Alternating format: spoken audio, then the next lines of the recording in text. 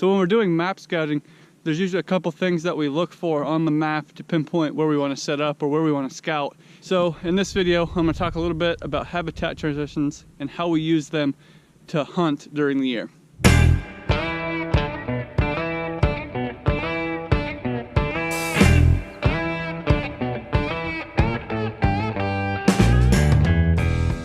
Most of the time, the deer are coming from those bean fields behind us, working back this way and kind of hug this transition where the horsetail meets the open woods.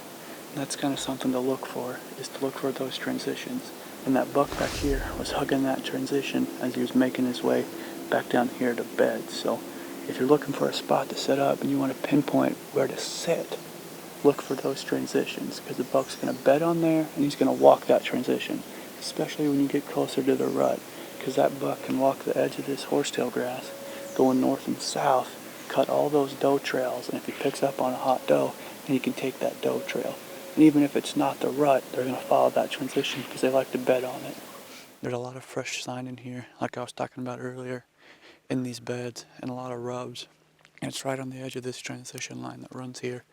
He can sit here in all this thick stuff where this horsetail grass is, in these cedars, and with a west wind, look out here to some of the more open stuff where the river is, where you might expect people to come from. So this bedding is really good right along this transition. And when we were looking at a map, that's what we were pinpointing, is transitions. Because I knew either one, deer would be traveling that transition, or they'd be bedding on that transition. And sure enough, that buck was in here bedding on that transition line.